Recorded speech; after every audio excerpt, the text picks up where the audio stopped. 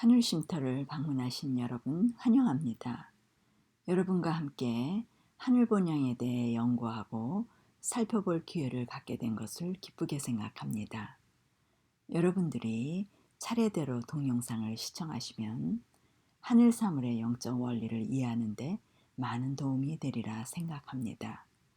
하늘 쉼터를 통하여 하늘의 본향을 향해 더 가까이 나아가시는 여러분들이 되시기를 기도합니다. 오늘의 주제는 언약과 여호와의 법들에 관하여 여러분들과 살펴보겠습니다. 시편 119편 142절 주의 의는 영원한 의요 주의 법은 진리로소이다. 하나님은 사랑이십니다. 사랑은 이상적인 관계를 만들고 유지하는 데서 나타납니다. 자연에 있는 모든 종류들의 관계가 있습니다. 자연과학의 한 분야로 화학의 원소들의 관계가 있습니다. 원소들의 결합과 분자들의 결합으로써 무기세계의 물질 전체와 생물의 유기세계가 존재하며 서로 상호간에 작용하여 연합하고 있습니다. 모든 자연계, 즉 천체 물리, 물리학, 대기권, 바람, 열, 빛, 자력, 수학, 공학 등 수많은 상호관계들 속에서 서로에게 미치는 힘이 존재합니다. 이것들은 상호작용을 통하여 존재합니다. 생물 간에도 셀 수 없는 상호관계에 의하여 존재하고 있습니다. 어느 것도 스스로 홀로 존재할 수 없습니다. 사람도 이 큰 생물권의 한 부분입니다. 우리는 다른 인간관계와 모든 종류의 생물들, 동물, 새, 곤충, 식물, 나무, 공기, 마시는 물, 경작하는 땅, 바다 등과 함께 어우러져 살고 있습니다. 이 모든 관계들은 태초부터 하나님께서 만들어 놓으신 계획이십니다. 이러한 관계가 이상적인 상태에 있을 때 하나님은 사랑이시다가 이루어지는 것입니다. 이러한 관계들이 변하거나 깨어지면 죄가 되는 것입니다. 죄란 이 관계들이 금이 간 것입니다. 이 관계의 붕괴는 분열과 죽음으로 이끌려져 갑니다. 이러한 수십억이 넘는 모든 것들은 이러한 관계들로 이루어져 있습니다. 이러한 관계를 유지하는 것이 법칙입니다. 화학적 법칙, 물리적 법칙, 수학적 법칙, 천문학적 법칙, 국가적인 법칙, 사회적, 종교적 법칙들로 관계를 이루고 있습니다. 결국 법이란 모든 종류의 관계에 관한 것입니다. 이러한 관계들을 고안하고 만들고 유지하는 하나님의 원칙을 아가페적 사랑이라고 하며 쌍방간에 이루어질 때 언약이라고 합니다. 이 사랑이 생명법입니다. 법은 사랑의 원칙을 성문화시킨 것으로서 결국 법은 축소된 사랑으로서 상호관계를 보호하기 위해 존재하는 것이고 이것이 생명보존의 법칙으로서 영원한 의요, 영원한 법이 되는 것입니다. 요한일서 5장 2절에서 3절 우리가 하나님을 사랑하고 그의 계명들을 지킬 때 이로써 우리가 하나님의 자녀 사랑하는 줄을 아느니라. 하나님을 사랑하는 것은 이것이니 우리가 그의 계명들을 지키는 것이라. 그의 계명들은 무거운 것이 아니로다. 사랑의 원칙은 하늘의 존재들 간의 관계를 단단히 묶어줍니다. 천사들이 하늘에서 봉사할 때 율법주의 정신으로 하지 않았습니다. 천사들은 봉사할 때 종으로서가 아니라 아들로서 하는 것입니다. 그들과 창조주는 서로 완전히 연합되어 있었습니다. 그들에게 있어서 순종은 고역이 아닙니다. 그들은 하나님을 사랑하기 때문에 봉사를 기쁨으로 여깁니다. 사랑의 봉사는 율법의 봉사를 대신하고 우선합니다. 천사들이 하나님의 사랑의 존재의 대상들, 곧 피조물들을 위하여 봉사하도록 보내어질 때 그들은 무화적 사랑으로 일을 합니다. 온전한 사랑은 율법의 필요를 초월합니다. 그들은 율법이 존재한다는 것을 몰랐을 때에도 그들의 생애 속에 실행을 하며 살았습니다. 생물이나 무생물이나 모든 것, 곧 천지만물의 조화는 창조주의 율법에 완전히 일치하는 데 의존합니다. 하나님께서는 생물뿐만 아니라 모든 자연의 작용을 다스리기 위하여 이러한 법칙들을 제정하셨습니다. 만물은 무시할 수 없는 철칙 아래에 있습니다. 그러나 자연계에 존재하는 만물은 자연 법칙의 지배를 받으나 지상에 사는 만물 중에 사람만은 도덕적 율법에 순종을 요구하셨습니다. 짐승에게는 이러한 것을 요구하시지 않으셨으나 사람에게는 하나님의 형상을 주심으로 순종할 능력이 있기 때문입니다. 호세아서 6장 7절 저희는 아담처럼 언약을 어기고 거기서 내게 폐업을 행하였느니라. 창조된 아담과 하와에게는 오직 사랑만이 서로 간에 자신들과 하나님 간에 있어서 자신들의 행동을 통제하는 유일한 법이었습니다. 사랑은 이기심이 없는 것입니다. 사랑은 결코 스스로 합리화하지 않는 친절하고 예의 있고 온유하고 무례히 행치 않고 언제나 참을 수 있는 능력입니다. 아담과 하와는 거룩한 사랑을 즐겁게 행하고자 원하였습니다. 그들은 행복하고 하나님의 축복을 받으며 하나님을 경배하고 하나님의 피조물들을 위하여 봉사하며 서로에게 축복이 되면서 에덴 동산의 삶을 누렸으나 평화의 동산이 파괴되면서 사단의 유혹으로 사랑의 정반대의 개념이 나타나게 되었습니다. 이것은 이기심입니다. 사단은 하나님께서 오직 하나님 자신의 이해관계만을 위하여 일한다고 비난하는 정신을 주입시켰습니다. 그는 하나님은 자유를 제한하고 의지를 속박하고 자기 피조물의 발전의 가망성을 제한하는 분으로 나타내었습니다. 그 인간은 이기주의, 즉 개인주의가 인간에게 능력의 발전에 많은 유익을 주고 커다란 결과들을 얻을 것이라는 견해를 받아들였습니다. 그리하여 사랑과 이기심이 만나게 되면서 여호와의 법은 무너지고 파괴적인 이기심은 이질적인 사상을 만들어냈습니다. 그 이기심은 인간의 모든 행동의 원칙이 지혜의 원칙이 되었고 모든 인간관계는 자아중심, 자기본의, 곧 이기심에 의하여 이루어지게 되었습니다. 이것은 인간의 생각에 깊숙이 침투하였으므로 어느 누구도 이기심 없이 행동할 수 있다는 것을 상상할 수 없을 정도입니다. 이리하여 사단의 목적이 이루어졌고 하나님의 율법은 무시를 당하였고 하나님의 뜻을 아는 지식은 역사 속에서 항상 무시를 당해왔습니다. 지금도 여전히 하나님에 관한 뜻은 무시를 당하고 있습니다. 하지만 사랑은 지금도 여전히 생명의 특성이고 이기심은 사망의 특성입니다. 하나님은 지금도 창조자이시고 사단은 여전히 살인자입니다.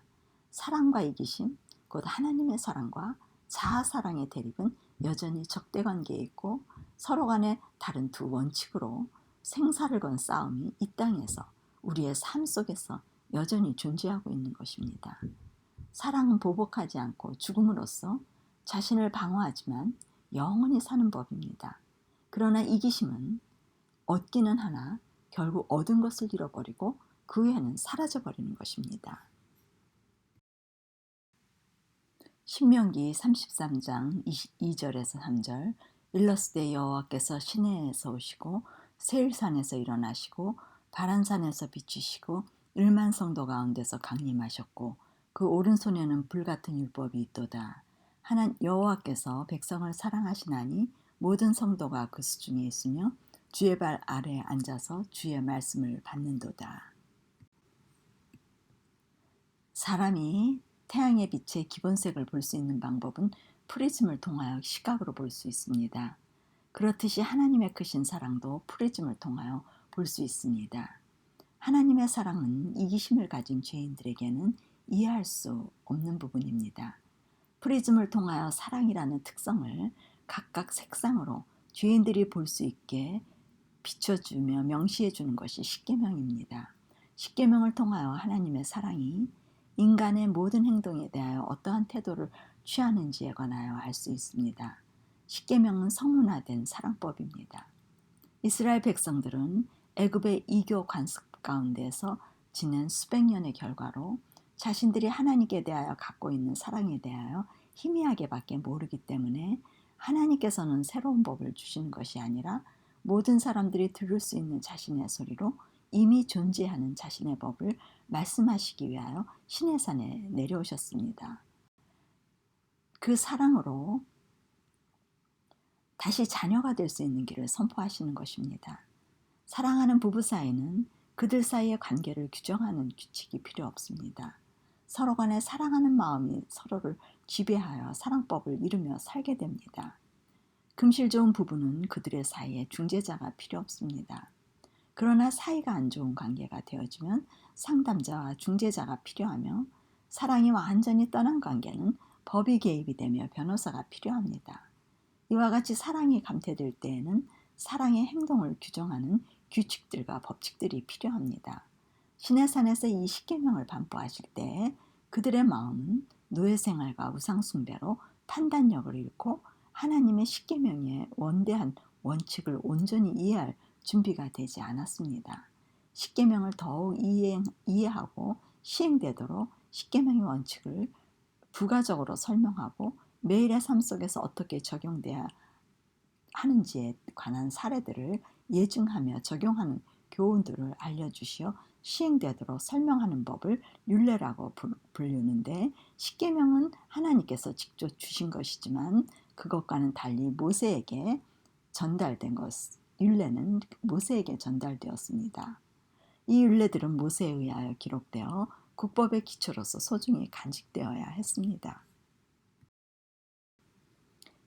신명기 30장 11절에서 12절, 내가 오늘날 내게 명한 이 명령은 내게 어려운 것도 아니요 먼 것도 아니라 하늘에 있는 것이 아니니, 내가 이르기를 누가 우리를 위하여 하늘에 올라가서 그 명령을 우리에게로 가져와서 우리에게 들려 행하게 할고 할 것이 아니요 이것이 바다 밖에 있는 것이 아니니, 내가 이르기를 누가 우리를 위하여 바다를 건너가서 그 명령을 우리에게로 가져와서 우리에게 들려 행하게 할고 할 것도 아니라, 오직 그 말씀이 내게 심히 가까워 내 입에 있으며 내 마음에 있은즉 내가 이를 행할 수 있느니라.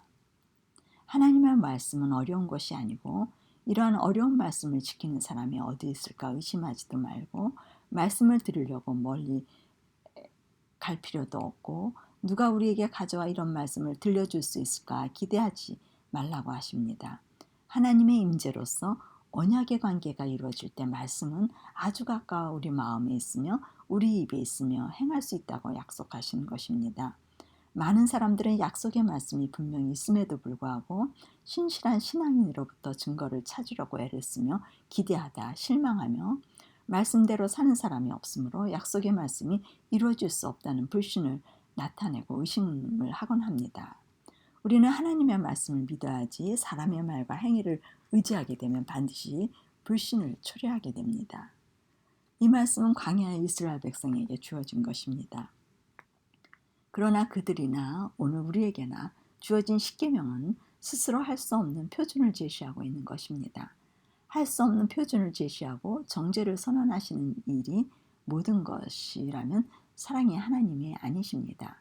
이 높은 표준은 이루어질 수 있고 지키고 행할 수 있는 것으로 특별한 조건을 제시해 주십니다. 그럼으로써 이루어질 수 있는 것입니다.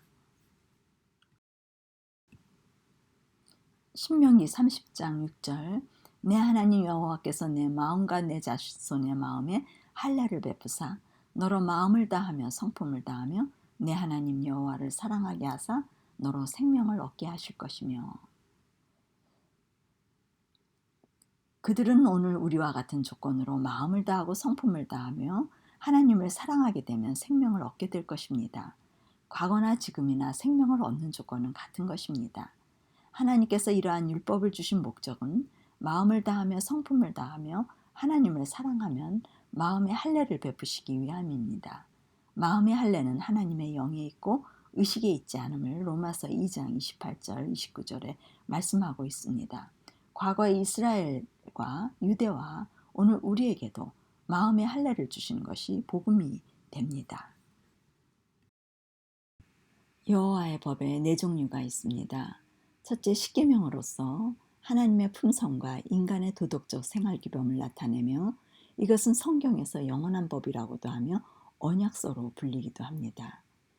둘째는 의문의 율법으로 제사법이라고 하며 죄인이 의롭게 되는 희생양을 제시하는 법으로서 십계명의 요구를 이루기 위해 반드시 그리스도를 모셔 하나가 되어야 계명이 지켜질 수 있음을 드러내주는 계시입니다. 이 법은 그리스도께서 십자가에 죽으심으로써 그의 피로 하늘의 성소에 단번에 들어가게 되므로 더 이상 제사로서 짐승의 피가 필요 없게 되었습니다. 그러므로 십자가에서 폐지된 법입니다. 셋째는 국가법으로 치안 유지를 위한 나라법으로 이스라엘의 존속 기간까지 존재했던 법입니다. 넷째는 모든 사람의 생명이 존속하는 동안 건강을 유지하는 법입니다. 이렇게 분리하면 결국 의문법, 국가법은 현대 우리에게 해당되지 않지만 십계명과 건강법은 여전히 필요합니다. 건강법은 이스라엘인들의 몸과 오늘 우리의 몸은 같은 생리를 소유하고 있기 때문입니다.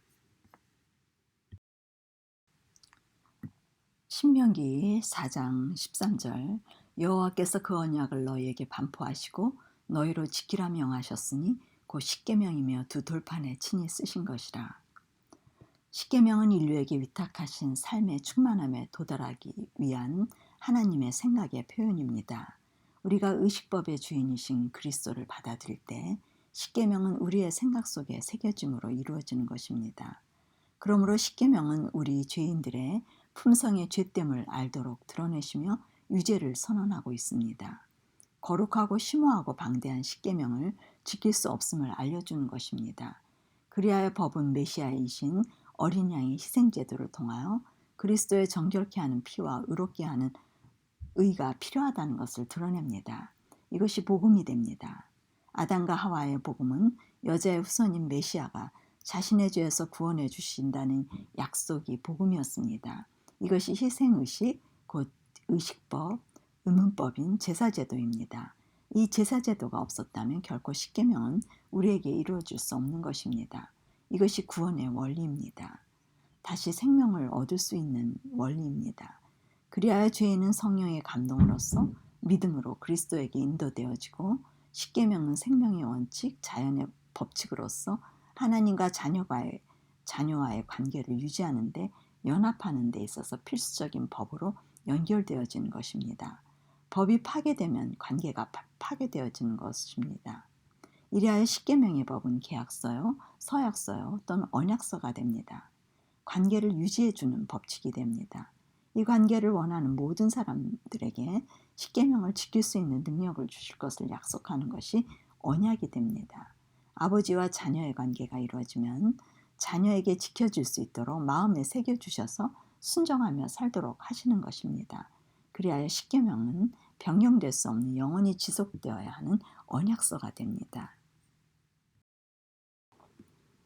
출애굽기 20장 2절 너는 나 외에는 다른 신들을 내게 있게 말지니라.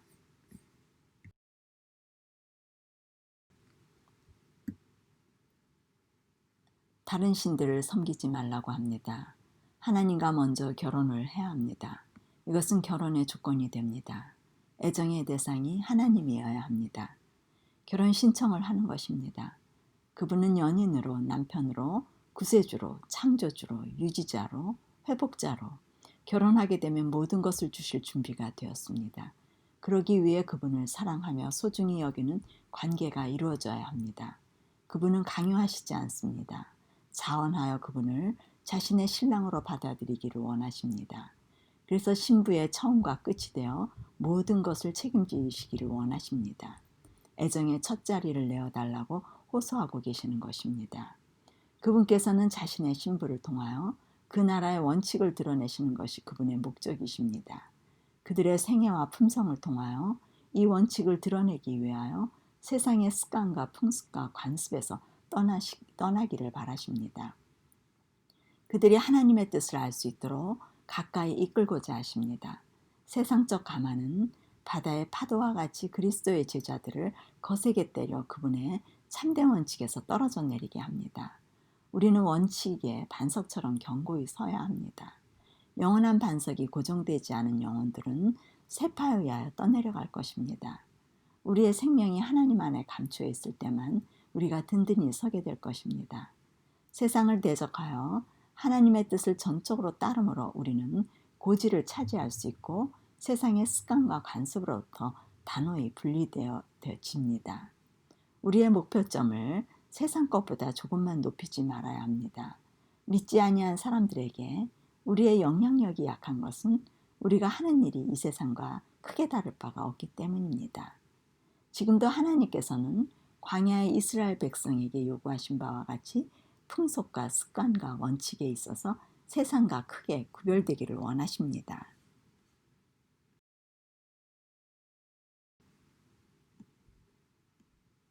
누구든지 세상과 벗이 되고자 하는 자는 스스로 하나님과 원수가 되는 것이라고 야고보 4장 4절에 말씀하십니다. 만일 사람들이 그리스도와 함께 세상을 섬길 수 있었더라면 군중들은 그리스도께 충성을 바쳤을 것입니다. 그러나 빛과 흑암이 연합할 수는 없습니다. 하나님께서는 그분의 백성이 특별한 백성, 세상과 분리하여 거룩의 본보기로 살아 그들에게 주어진 빛을 대하는 대로 세상이 깨우침을 받고 일깨워지거나 정죄되기를 뜻하십니다. 믿노라고 고백하는 신자들 중에는 땅바닥에 길게 늘어뜨려서 길에 있는 나무 뿌리들과 잡다한 쓰레기들을 덩굴손으로 감싸지고 있는 포도나무로 대표되는 사람들이 많이 있습니다. 그들에게 너희는 저희 중에 나와서 따로 있고 부정한 것을 만지지 말라. 내가 너희를 영접하여 너희에게 아버지가 되고 너희는 내게 자녀가 되리라고 말씀하십니다. 저희 중에서 나와서 따로 있고 부정한 것을 만지지 않을 때 아버지와 자녀의 관계가 이루어진다고 하십니다. 세상의 관계를 끊어야 하고 하나님께 대한 애정을 빼앗아 가는 것들에 손을 대지 말아야 합니다. 우리의 애정을 하나님께 두고 하늘 사물에 두어 땅에 있는 것들을 붙잡고 있는 우리의 덩굴손들을 일부가 아닌 모두 잘라내 버려야 합니다. 이것이 첫째 계명이 요구하는 것입니다. 출애굽기 20장 2절에서 6절 말씀, 너를 위하여 새긴 우상을 만들지 말고 또 위로 하늘에 있는 것이나 아래로 땅에 있는 것이나 땅 아래 물속에 있는 것에 아무 형상이든지 만들지 말며 그것들에게 절하지 말며 그것들을 섬기지 말라.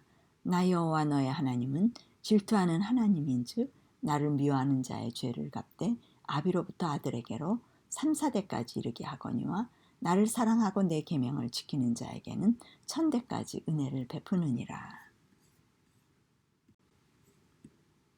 새긴 우상이란 사람이 만든 것으로 창조주를 제한시키는 것을 말합니다. 그분의 품성과 능력과 지식을 피상적으로 인격화시켜 그분이 가지고 있는 무한한 능력과 신성을 왜곡시키는 것입니다. 새긴 우상이란 형체가 있는 우상은 물론이거니와 심령 속에 보이지 않는 우상을 포함합니다. 우리가 신상을 숭배하는 것만이 아니요 자신을 섬기는 것, 안일에 대한 사랑, 식욕과 정욕의 만족을 의미합니다. 현세에서 우리의 애정을 둘 만한 많은 것들을 우리에게 주셨으나 우리가 합법적인 범위를 벗어날 때에는 우상 숭배자가 되는 것입니다.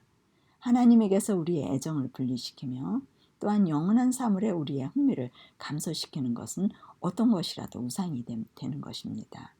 또한 하나님께서 우리에게 주신 귀중한 시간을 남에게 보이기 위하여 단장하고 세상의 유행과 풍습을 따라간다면 자신의 영혼에서 영적 양식을 빼앗는 것일 뿐만 아니라 하나님께 마땅히 바쳐야 할 것을 바치지 않는 것이 됩니다. 이와 같이 이기적인 욕망을 만족시키기 위하여 소비되는 시간은 하나님의 말씀의 지식을 얻고 우리의 달란트를 개발하는 데 사용되어질 수가 있는 것입니다.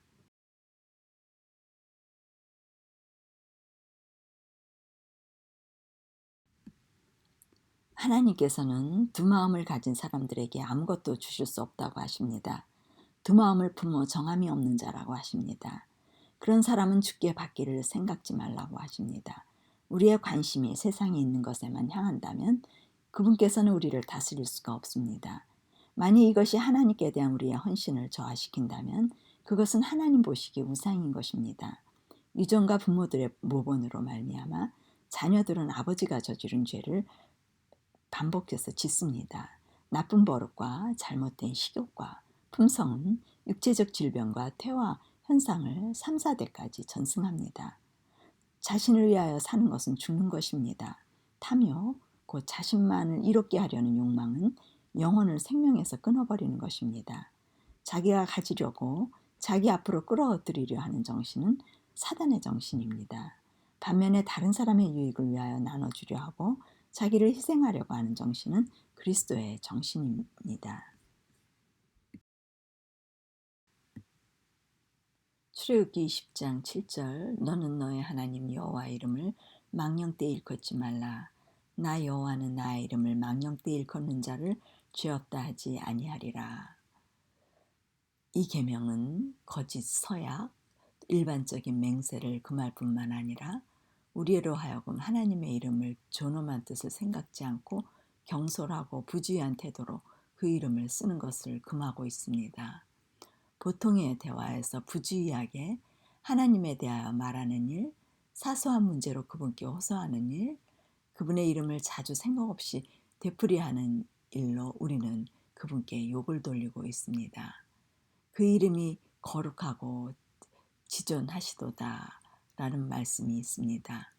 모든 사람은 그들의 마음이 그분의 존귀하신 품성을 깨닫고 깊은 감명을 받기 위하여 그분의 위엄과 순결하심과 거룩함을 명상해야 합니다. 그리고 그분의 거룩한 이름을 입 밖에 낼 때에는 존경하는 마음과 엄숙함으로 해야 합니다. 그분의 이름으로 기도하는 것은 많은 것을 의미한다고 했습니다. 그것은 12번 그리스도의 이름으로 하는 기도와 13번 주기도문에서 이미 말씀을 드렸습니다. 참고하시기 바랍니다. 네 번째 계명 출애굽기 20장 8절에서 11절 안식일을 기억하여 거룩히 지키라. 엿새 동안은 힘써 내 모든 일을 행할 것이나 제7일은 너의 하나님 여호와의 안식일인즉 너나 내 아들이나 내 딸이나 내 남종이나 내 여종이나 내 육축이나 내 문 안에 유하는 객이라도 아무 일도 하지 말라. 이는 엿새 동안에 나 여호와가 하늘과 땅과 바다와 그 가운데 모든 것을 만들고 제7일에 쉬었음이니라. 그러므로 나 여호와가 안식일을 복되게 하여 그날을 거룩하게 하였느니라. 많은 사람들이 예배의 날이 안식일이냐 일요일이냐로 논쟁합니다. 이 계명은 거룩 곧 생명과 관계된 날입니다. 생명은 하나님의 창조 영역으로서 그분의 형상을 따라 영혼을 재창조하시는 능력입니다. 참된 예배는 하나님과 조화되는 것이며 그분의 품성과 하나 되는 것입니다. 그것이 안식을 얻는 것이며 예배의 증거가 됩니다. 하나님의 형상이 회복된 표로서 안식이 이르러 오면 안식일이 지켜지는 것입니다. 하나님의 형상이 회복되어야 그제서야 온전한 안식일을 지킬 수 있는 것입니다. 그것은 생명을 소유해야 진정한 안식일의 복이 있다는 말입니다. 그래야 안식일은 거룩한 날로서 생명의 날이 됩니다. 거룩하지 않은 죄인이 그날 예배를 드린다고 거룩해지는 것은 아닙니다. 생명이 자신의 것이 되어지지 않으면 자신과 아무 관계없는 형식적인 예배가 되어지는 것입니다. 생명에 관한 한 진리로서 하나님도 변치 못하는 원칙입니다. 인간의 전통과 유전과 권위가 바꾸어 놓을 수 없는 부분입니다. 생명의 날 안식일에 대한 유대인들의 오해를 재해석하시기 위하여 그리스도께서 많은 환자들을 고치시고 생명을 회복시키시는 망가진 안식일을 회복되어야 할 창조의 안식일이 되어야 된다는 것을 의도적으로 보여주셨습니다. 참과 거짓은 창조에 있습니다. 그리스도는 안식이 창조되지 않은 외형적인 안식일을 지키는 그들을 정죄하시는 창조 사업을 안식일에 하셨습니다. 그리스도를 믿어 하나님의 형상이 회복된 안식일이 되어야 했으나 그들은 창조일을 모르고 자기의 형상으로 자기의 정성을 드리는 안식일을 지켰으므로 예배 행위가 자기의 의가 되어버린 것입니다. 자기의 의가 높을수록 정죄 정신이 많아지는 모습입니다. 마태복음 12장 제사장들이 안식일에 시장하여 미리삭을 잘라 먹은 제자들을 정죄하자 나는 자비를 원하고 제사를 원치 아니하노라고 하시며 인자는 안식일의 주인이라고 말씀하십니다. 이 말씀은 자신이 창조주임을 선포하시는 것입니다. 자비란 그리스도를 주인으로 모실 때 이루어지는 하나님의 형상이 창조됨으로 나타나는 품성입니다. 이스라엘에게서와 마찬가지로 우리에게도 안식일은 여전히 영원한 언약으로 주어졌습니다. 시간과 날조차도 자신의 것이 아니므로 안식일의 시간을 그분의 소유로 인정하며 하나님의 통치의 표로 자신을 거룩하도록 언약 아래 두는 것입니다. 나는 그들을 거룩하게 하는 여호와인 줄을 알게 하려 하여 내가 내 안식일을 주었다고 말씀하십니다. 죄인에게 거룩이 창조되어서만이 죄인에게 거룩은 창조를 통해서만이 이루어지는 것으로 안식일이 거룩해질 수 있는 것입니다. 안식일은 창조주의 소유입니다.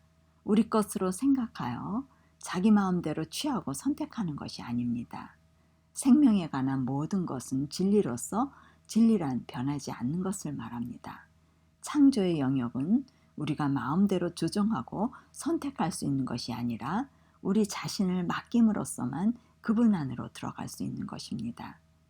자신의 것을 포기하고 하나님의 것을 받아들이는 것이 순종입니다. 안식일은 과거나 오늘이나 미래에까지 믿음으로써 그리스도 안에 거할 때만 지켜질 수 있는 것입니다. 시편 기자는 내가 주의 뜻 행하기를 즐기오니 주의 법이 나의 심중에 있다고 합니다. 주의 법이 하나님의 형상입니다.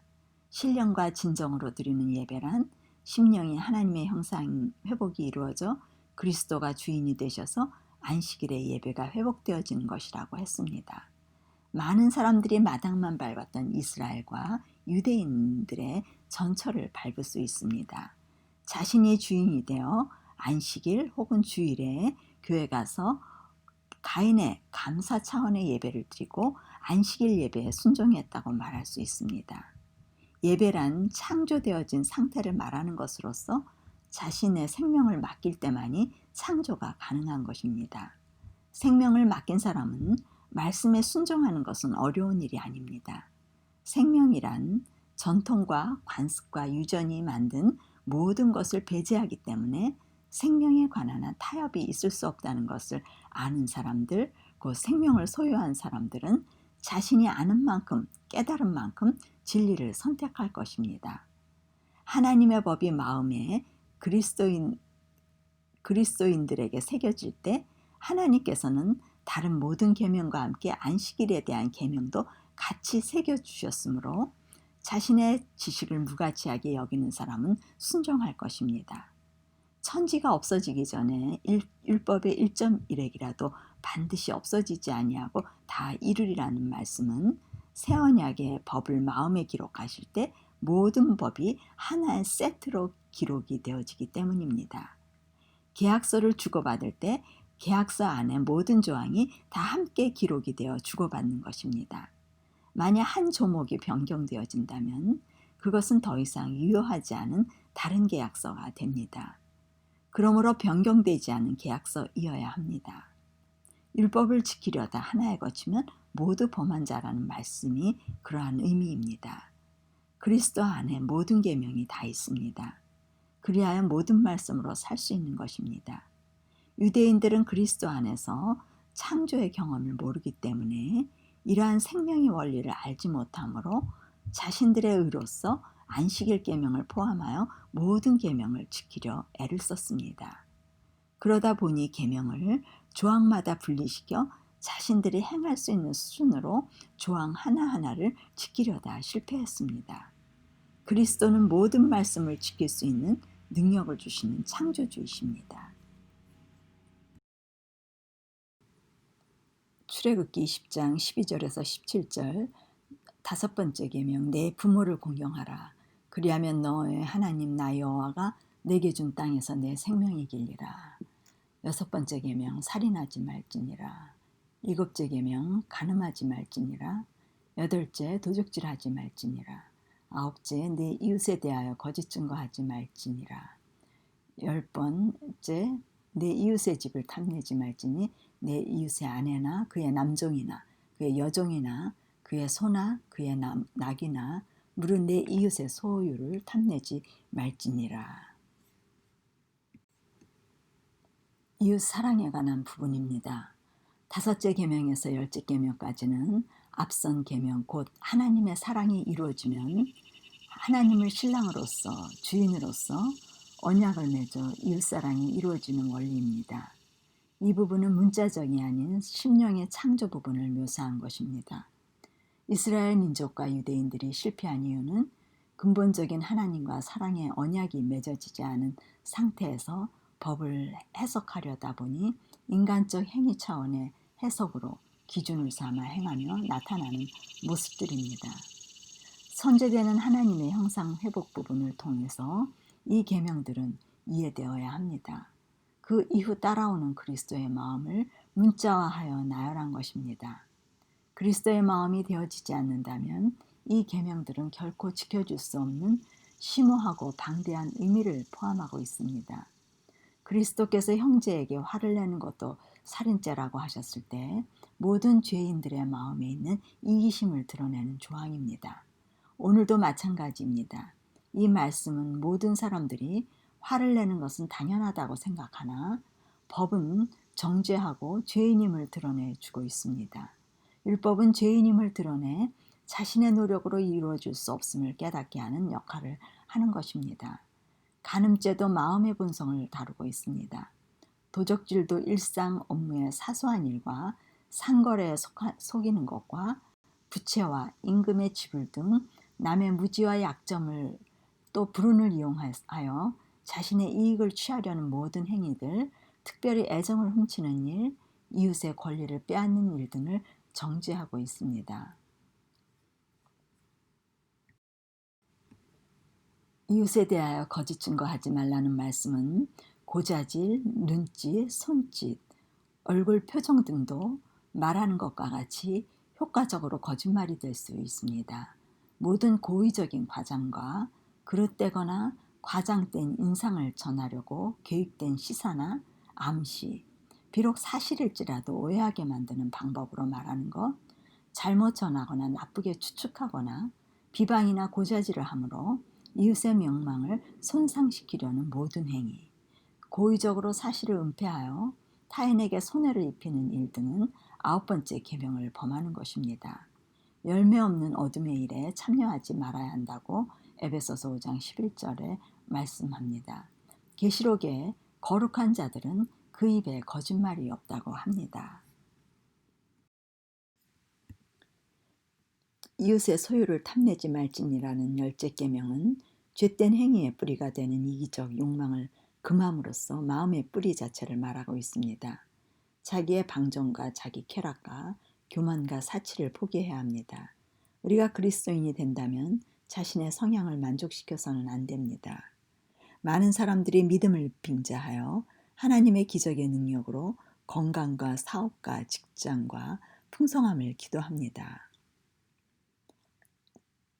자족하는 마음이 있으면 경건에 큰 이익이 된다고 말씀하십니다. 우리가 먹을 것과 입을 것이 있은즉 족한 줄로 알아야 한다고 합니다. 또한 부하려고 하는 자들은 시험과 올무에 걸린다고 합니다. 이렇게 우리의 소유는 빌려주신 것을 성실히 사용해야 합니다. 실생활에 필요한 재물 이상의 것은 선을 베풀고 복을 끼쳐주기 위하여 위탁해 주신 것입니다. 하나님의 것을 도둑질하지 않는 죄를 범하지 않아야 합니다. 이렇게 도덕법 10계명은 그리스도 안에서 완전히 성취되는 법입니다. 다음은 의문법에 대하여 살펴보기로 하겠습니다. 갈라디아서 3장 19절 그런즉 율법은 무엇이냐 범법함을 인하여 더한 것이라 천사들로 말미암아 중보의 손을 빌어 베푸신 것인데 약속하신 자손이 오시기까지 있을 것이라. 의식제도는 그리스도와 그분의 희생 그리고 그분의 제사장 직분을 가리키는 상징으로 제정되었습니다. 히브리 사람들은 이 의문의 율법 셀리모니얼 로를 그 희생제도와 규례와 함께 그리스도의 죽음으로 모형이 실물과 만날 때까지 행하여야만 하였습니다. 그리스도가 이 땅에 오시면 모든 희생제물 드리는 일은 그치게 될 것이었습니다. 골로새서 2장 14절, 16절에서 17절 우리를 거스르고 우리를 대적하는 의문에 쓴 증서를 도말하시고 제하여 버리사 십자가에 못 박으시고 그러므로 먹고 마시는 것과 절기나 월삭이나 안식일을 인하여 누구든지 너희를 편명하지 못하게 하라. 이것들은 장래일의 그림자이나 몸은 그리스도의 것이니라. 의문에 쓴 증서란 의식법을 말하는 것으로 제사 드릴 때 먹는 것, 소제와 전제, 절기, 월삭, 안식일은 장래일의 그림자로서 그림자는 실체가 존재함을 의미하므로 실체는 그리스도이심을 말합니다. 의식법은 도말하시고 제하여 버리사 십자가에 못 박으셨다고 합니다. 그리스도의 죽으심으로 인하여 그분의 피의 속죄가 더 이상 짐승의 피를 요구하지 않게 되는 예언이 성취되었습니다. 그리스도께서 돌아가셨을 때 희생제도의 예언적 상징을 성취되어 모형은 원형과 만났으며 의식의 율법은 종지부를 찍었습니다. 이것에 대해 다니엘은 메시아의 죽음이 제사와 예물을 금지할 것이라고 예언하였습니다. 또한 그리스도께서 돌아가셨을 때 성전의 휘장은 초자연적인 힘에 의하여 위에서 아래로 둘로 갈라졌으며 이것은 성전 봉사의 형식적 의미가 끝났음을 가리켰습니다. 의문의 율법은 그리스도의 죽음 이전에는 중요한 역할을 하였습니다. 그러나 그것은 장래의 그림자로서 참 형상이 아닙니다. 실체는 그리스도의 것이기 때문입니다. 유대인들에게는 의문의 율법은 그들과 다른 나라들 사이의 장벽이 되어 세상에 비추어야 할 사명에 큰 장애가 되었습니다. 그리하여 그리스도의 십자가로 한 몸이 된 믿는 자들은 새로운 한 가족이 되기 위하여 이방인과 유대인 사이에 중간에 막힌 담을 헐었습니다. 십계명과 함께 그리스도께서는 의식법을 모세에게 하나님의 백성을 다스리는 필요한 법령과 요구사항들을 주셨지만 오늘날 우리 그리스도인들조차도 이 소중한 법들을 모세의 법이라고 부르며 그리스도의 교훈과 반대되는 율법주의자들의 전용물로서 모질고 독단적인 법처럼 취급하는 모습을 보게 됩니다. 그리스도의 죽음은 그리스도인들로 의식제도를 바르게 알도록 하는 것입니다. 히브리서 9장 10절 이런 것은 먹고 마시는 것과 여러 가지 씻는 것과 함께 육체의 예법만 되어 개혁 때까지 맡겨둔 것이니라. 의문의 율법에 대하여 말한 성경절을 도덕적 율법이 폐지되었다는 증거로 사용하므로 이 두 율법을 혼돈시키려고 노력하는 사람들이 많이 있습니다. 그러나 이것은 성경을 왜곡하는 것입니다. 이 두 제도 사이의 차이는 너무나 뚜렷하고도 명백합니다. 이 의식의 제도는 그리스도, 즉 그분의 희생과 그분의 제사장 직분을 가리키는 상징들로 구성되었습니다. 십계명은 언약궤 안에 간수되었지만 의문의 율법책은 육체의 예법으로서 개혁할 때까지 맡겨둔 것이므로 언약궤 곁에 두었습니다. 히브리서 10장 1절 율법은 장차 오는 좋은 일의 그림자요 참 형상이 아니므로 해마다 늘 드리는 바 같은 제사로는 나오는 자들을 언제든지 온전케 할 수 없느니라. 율법이란 도덕법, 십계명과 의식법을 말하는 것입니다. 그러나 이 말씀의 율법은 도덕법, 십계명이 아닌 의식법, 곧 희생제사를 드리는 이야기를 말합니다. 그것은 일시적인 목적을 위하여 개혁 때까지 그리스도가 오시기까지 그리스도께서 하나님의 참 어린 양으로서 운명하실 때까지로서 의문의 율법의 효력은 끝난다는 말씀입니다. 그리스도의 죽음이 의문의 율법의 효력을 종식시킨 반면에 십계명의 권위를 확립시켰습니다. 그리스도께서는 율법의 저주를 제거하심으로 말미암아 믿는 자들을 율법의 정죄에서 자유케 하셨습니다. 그것의 의미는 율법의 폐지를 뜻하거나 율법의 원칙을 범할 자유를 주신 것은 아닙니다. 바울은 죄가 너희를 주관치 못한다고 선언하고 있습니다. 왜냐하면 법 아래 있지 않고 은혜 아래 있기 때문이라고 합니다. 율법 아래 있는 자들은 죄의 지배 아래 있게 됩니다.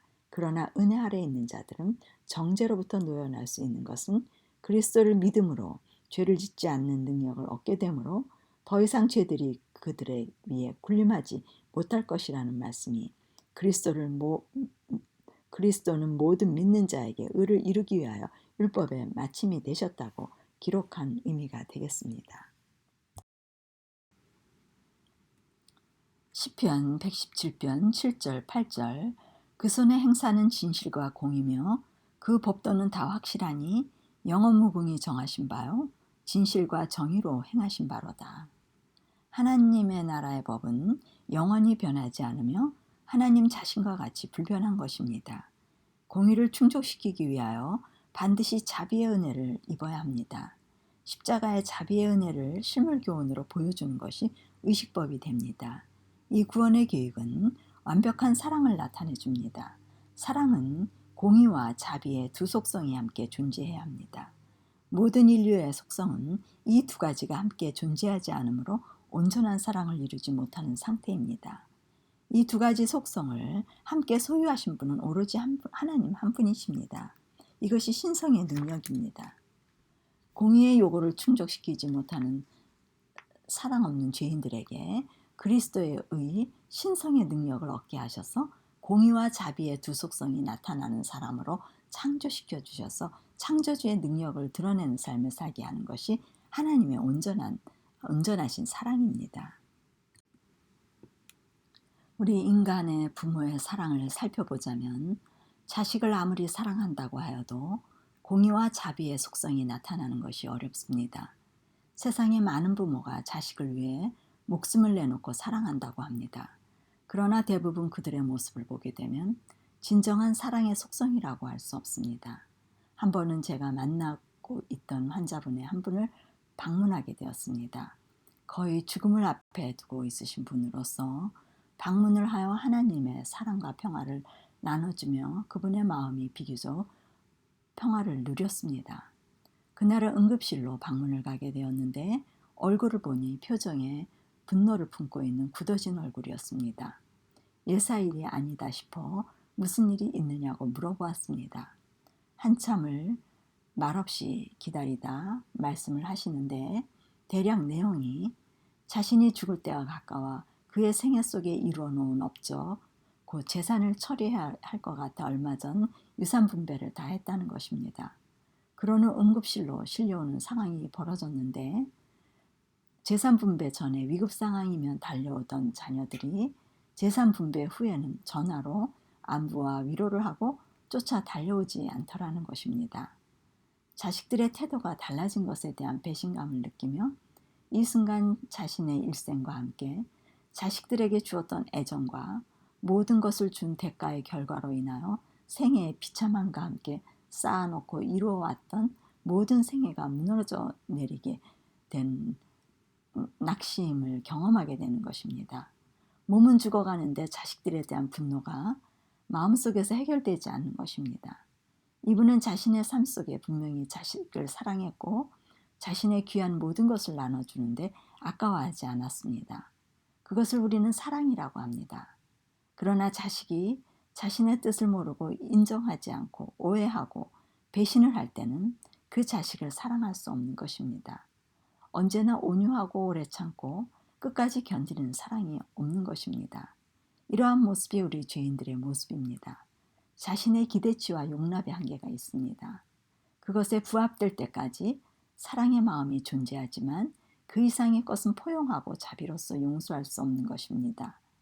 그러므로 우리에게는 변하지 않는 사랑이 존재하지 않기 때문에 우리 죄인에게는 하나님의 손에 들려 그분의 의를 받아 새롭게 창조되는 것이 죄인들의 소망이 되는 것입니다. 히브리서 10장 19절에서 20절 그러므로 형제들아 우리가 예수의 피를 힘입어 성소에 들어갈 담력을 얻었나니 그 길은 우리를 위하여 휘장 가운데로 열어놓으신 새롭고 산 길이요 휘장은 곧 저의 육체니라.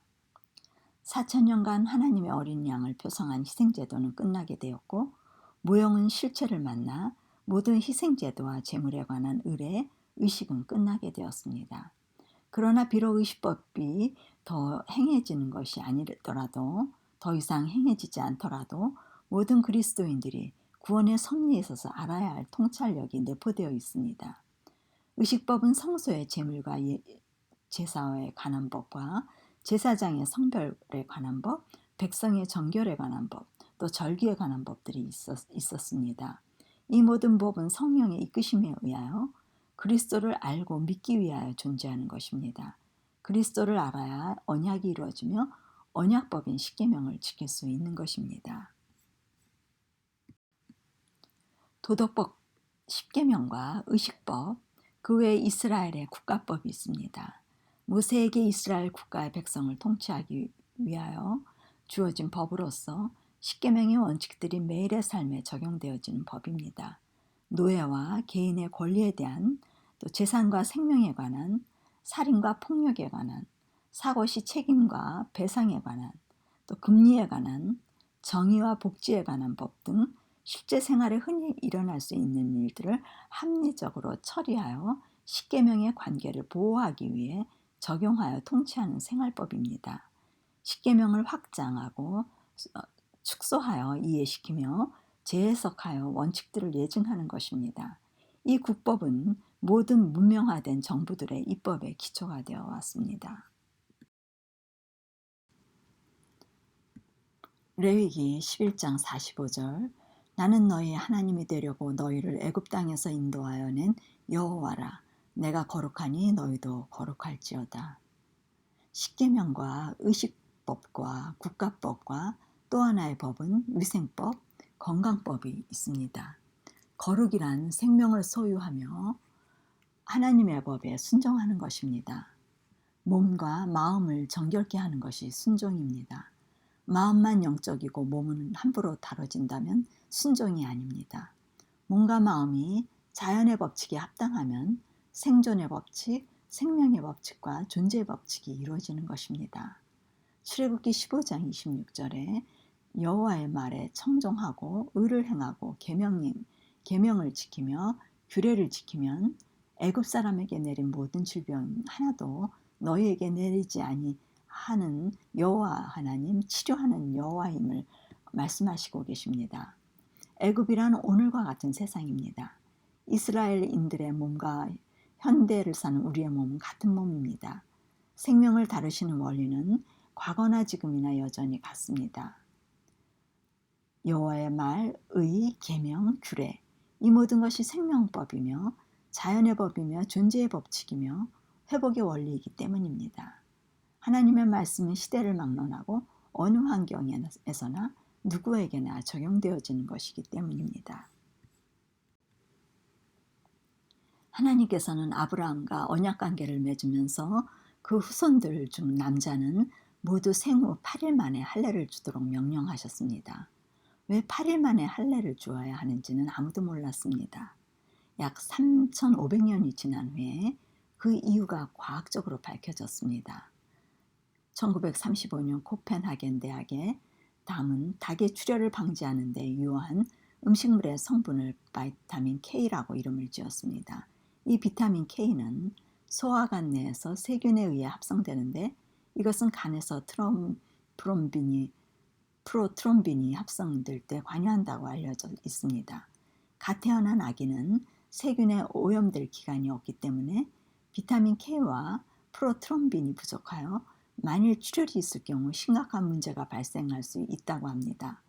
얼마 후에 스킨질로는 그의 논문에서 비타민 K와 프로트롬빈 양이 생후 3일이 되면 정상인의 33%에 달하고 이후 점차 증가하여 8일째에는 정상인보다 더 높은 110%까지 올라갔다가 그 후로는 100%를 유지한다는 사실을 밝혀냈습니다. 생후 8일이 된 아이는 평생 어느 날보다 응혈소를 더욱 많이 가지고 있기 때문에 할례의 가장 안전한 날이 되는 것입니다.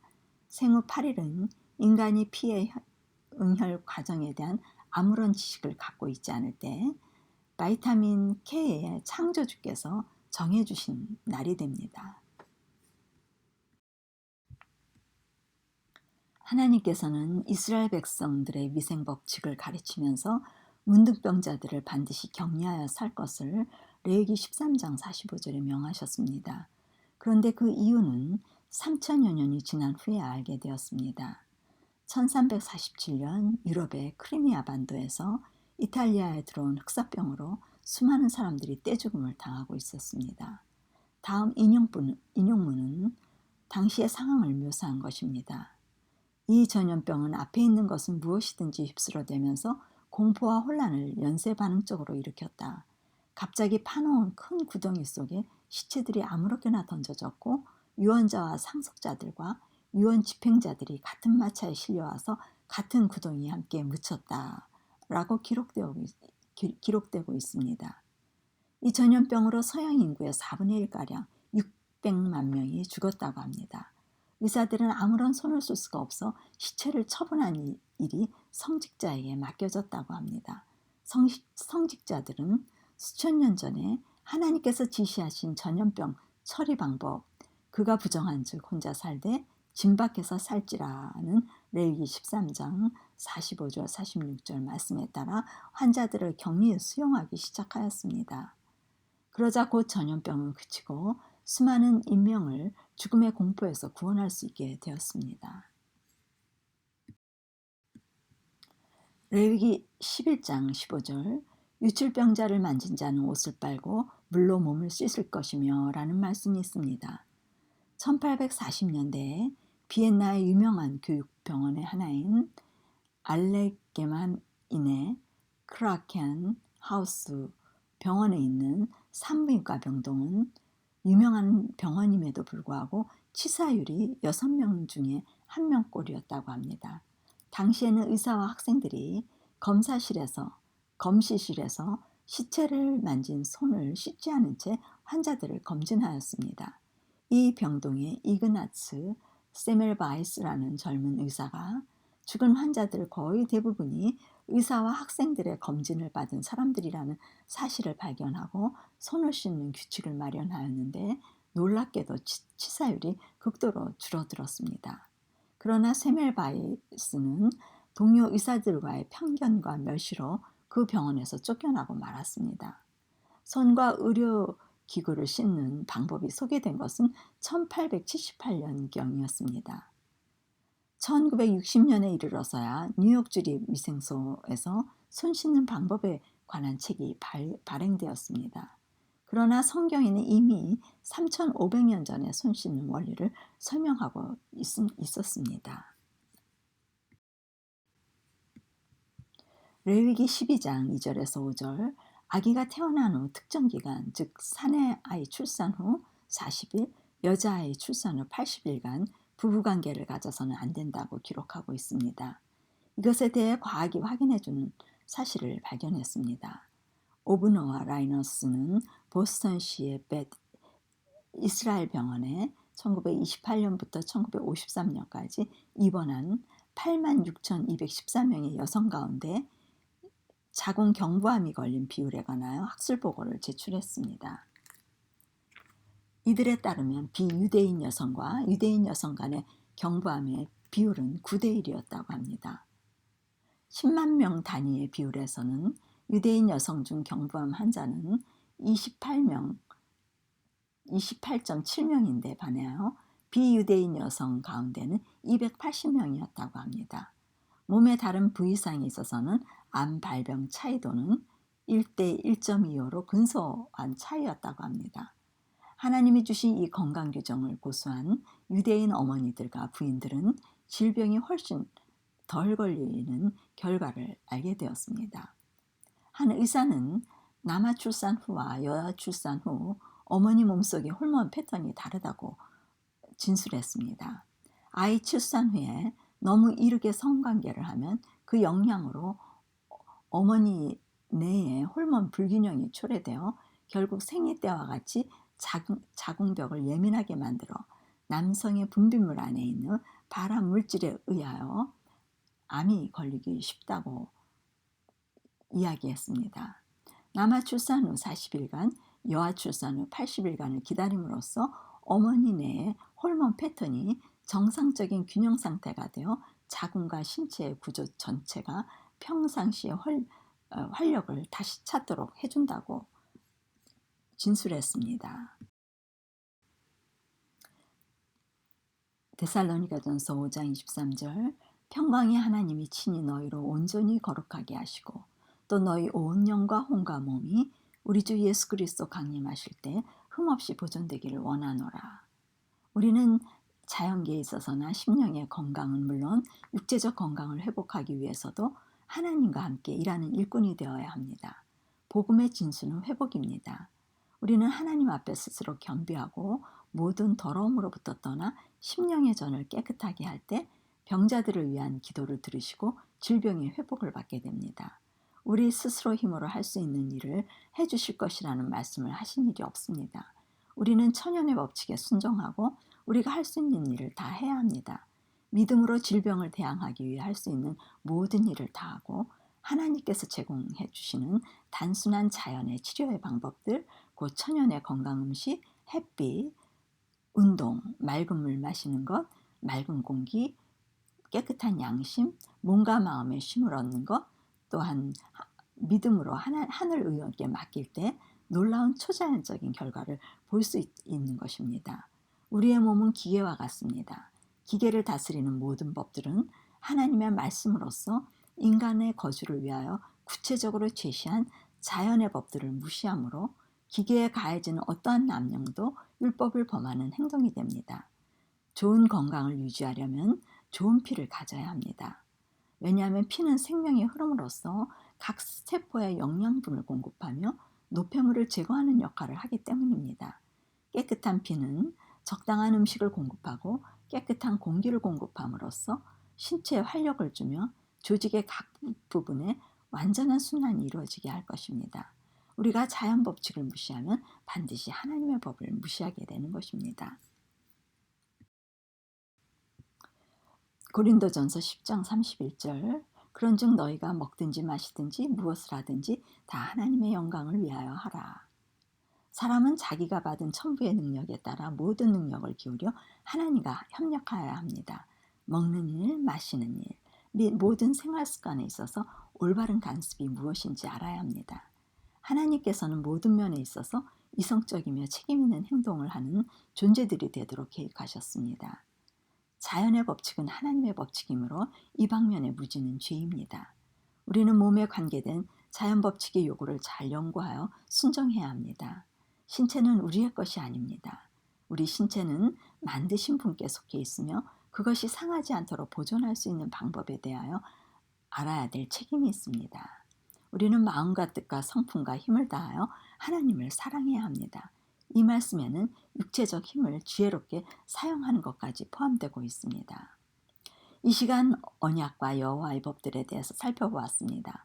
도덕법 10계명과 의문법, 국가법, 건강법으로 분류되어 있지만 결국 여러분들을 영원한 존속의 법칙 10계명을 이루기 위한 자녀로서의 삶을 살게 하기 위하여 베풀어 놓으신 하나님의 은혜로서 여러분의 생애에 이 모든 법이 이루어지실 것을 믿으며 하나님의 뜻을 펼치시는 하늘 자녀의 충만한 아름다운 삶을 사시는 여러분들이 되시기를 기도하며 말씀을 마치겠습니다. 다음 시간은 지성소의 영적 원리를 좀 더 살펴보기로 하겠습니다. 이 시간 하늘 쉼터를 방문하신 여러분 감사합니다. 다음 시간에 뵙겠습니다.